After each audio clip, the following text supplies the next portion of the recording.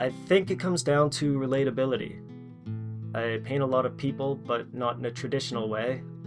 I try to incorporate a lot of my experiences around those people into the work itself.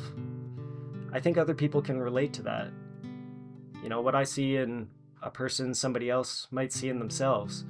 What comes to my mind isn't really the way your face looks, although that's a reference point to make sure it's you. Who is this person? What parts of their life fit into this work? And how does that represent a bigger piece of the puzzle?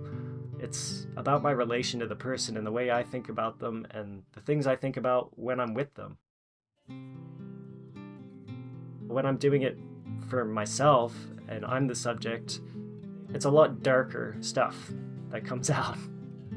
It's very self-critical, and I think that that's part of the human experience. We all have perceptions of people around us and ourselves, and who's to say my perception is worth more than someone else's, but I try to capture a moment of art frozen in time, and I think there's something to that that feels important.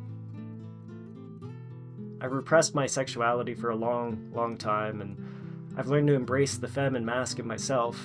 Growing up in rural Nova Scotia is not the place to learn about being gay.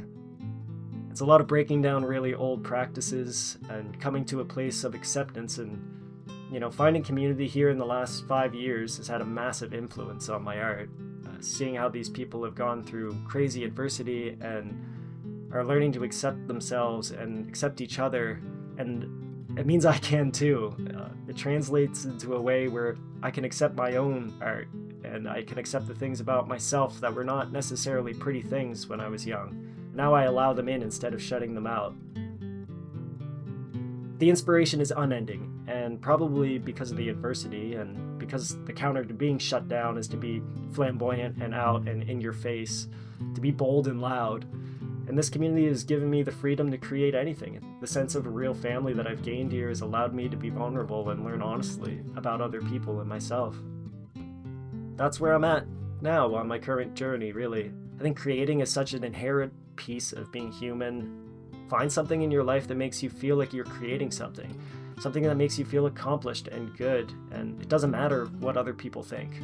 I'm gonna be creating till the day I die. I'm still gonna draw or paint or sculpt. If that's where my happiness lies, I'm gonna do that for as long as I possibly can.